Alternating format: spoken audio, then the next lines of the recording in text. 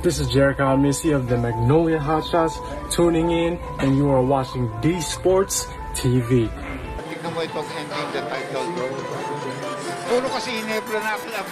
San Miguel is the best team ever built in the PBA, and those guys are tough. San Miguel, as they cut 10 off their deficit, broken up play, great players will make big plays. You have Newmar Fajardo, your 7-time MVP. What is up mga Lodi? Kumusta kayo? Ako nga pala si D Sports TV at ngayong araw ay may isang napakainit na balita tayo para sa inyo. Pero sigurado naman ako na marami na kayong napanood, pero pag-usapan pa rin natin mga Lodi. Ang Meralco Bolts sa wakas, nag-champion na sa PBA. Tara at alamin natin kung paano nila nagawa at kung ano ang ibig sabihin nito para sa PBA.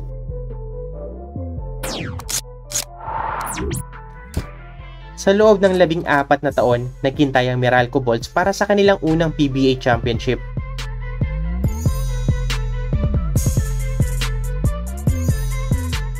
At kagabi sa harap ng libo-libong fans sa Smart Araneta Coliseum, naisa katuparan na nila ang kanilang pangarap.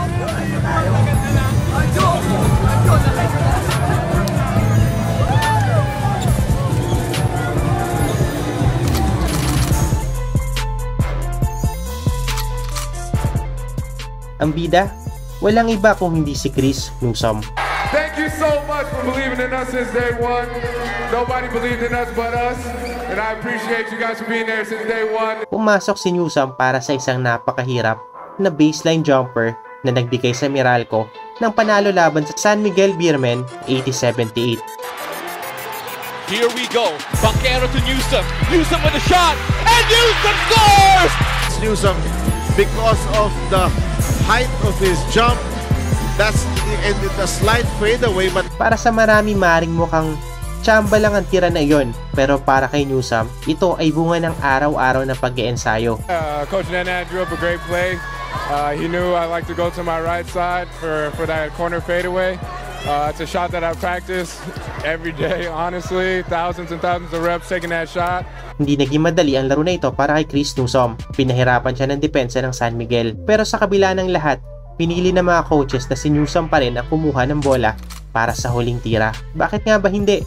Siya lang naman na nagbuhat sa team sa buong serye. At ayon nga dito kay active consultant Nenad Bucinich, personally I wanted to get Chris Newsome the last shot. Alam niyang kaya ni Newsome ang big pressure moments kahit na hindi siya naglalaro sa kanyang best. Napaka-poetic nga naman ng tagumpay na ito. Noong 2016 natikman nila ang kanilang pagkatalo sa huling segundo, pero kagabi si Newsome naman ang nagdala ng panalo para sa Meralco Bolts. Tunay na inspirasyon ang kanyang kwento ng determinasyon at tapang. Hindi lang si Newsome ang nagpakitang gilas sa laro na ito. Nariyan si Chris Banquero na may 10 points, 8 rebounds at 8 assists. Si Bong Quinto na nagbigay ng 11 points, si Alain Maliksi na may 14 points, at si Raymond Almazan na may 9 points, 10 rebounds at 2 blocks. At sa tingin ko malaki rin na naging tulong dito ng X-Factor sa serye na ito na si Brandon Bates. Nagtala lang naman siya ng 3 points, 6 rebounds, 2 blocks, at syempre, hindi matatawaran ng depensa kay Junmar Fajardo. Pinakita ng Meralco Bolts na teamwork at determinasyon na susi sa tagumpay. Talagang deserving sila sa kanilang unang titulo. Pero ano nga ba ang ibig sabihin nito para sa PBA? Una, ito ay nagpapakita na kahit sino ay may pagkakataon na magtagumpay.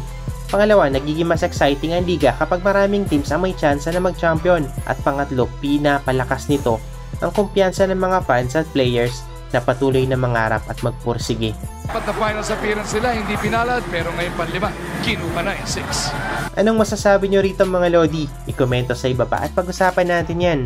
Thank you for watching. Kung nagustuhan mo ang video na ito ay mag-subscribe ka na sa ating channel.